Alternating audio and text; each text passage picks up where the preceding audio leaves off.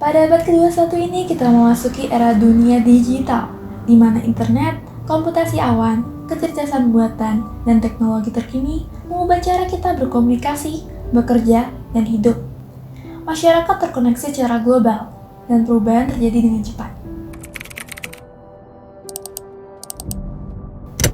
Hadirnya internet, teknologi, dan perubahan yang cepat di era digital ini juga membawa dampak signifikan terhadap hak kekayaan intelektual.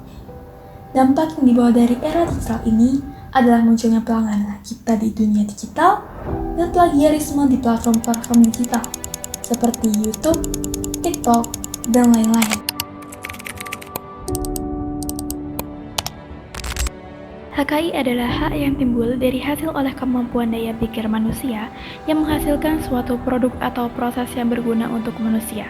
Secara singkat, HKI adalah hak untuk menikmati secara ekonomis hasil dari suatu kreativitas intelektual manusia tanpa gangguan dari pihak lain. HKI mempunyai banyak ruang lingkup, tetapi pada video ini saya hanya akan fokus terhadap hak cipta dan merek. Hak cipta adalah ciptaan di bidang ilmu pengetahuan, seni, dan sastra. Sedangkan merek adalah karya berupa tanda yang dibuat untuk membedakan produk-produk satu dengan lainnya. Kedua hal tersebut diatur dalam Undang-Undang Nomor 19 Tahun 2002 dan Undang-Undang Nomor 15 Tahun 2001.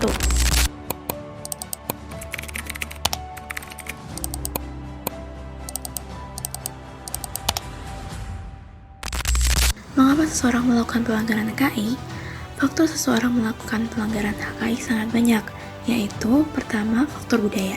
Faktor budaya timbul dari perbuatan pelanggar hak cipta yang dianggap wajar dan normal di kalangan masyarakat. Hal ini sering dilakukan dengan sengaja maupun tidak sengaja, tanpa ada ancaman dan peringatan kepada pelanggar. Yang kedua, faktor ekonomi. Hal ini muncul ketika seseorang mencari suatu keuntungan ekonomi dengan cara yang instan dengan tidak memperdulikan aturan dan hak yang didapatkan pemilik hak cipta. Yang ketiga, faktor penegak hukum. Penerapan sanksi yang lemah pada pelanggar hak cipta adalah faktor yang menyebabkan kejadian pelanggaran hak cipta tidak pernah berhenti, dikarenakan tidak ada efek jera dalam penanganan kasusnya dan dirasa masih leluasa untuk membajak hasil karya orang lain. Yang ketiga, faktor penegak hukum. Penerapan sanksi yang lemah pada pelanggar hak cipta adalah faktor yang menyebabkan kejadian pelanggaran hak cipta tidak pernah berhenti, dikarenakan tidak ada efek jera dalam penanganan kasusnya dan dirasa masih leluasa untuk membajak hasil karya orang lain. Yang keempat, faktor pendidikan. Dalam kenyataannya, tingkat kurangnya pendidikan dan ilmu pengetahuan yang didapatkan di masyarakat masih terasa kurang, apalagi pengetahuan tentang eksistensi Undang-Undang Hak Cipta. Maka dari itu, masyarakat masih saja melakukan pelanggaran-pelanggaran yang sudah diatur pada Undang-Undang Hak Cipta, dikarenakan kurangnya kesadaran terhadap aturan-aturan yang terdapat pada Undang-Undang Hak Cipta. Dari faktor-faktor mengapa seseorang melakukan pelanggaran HKI, kami memikirkan beberapa solusi.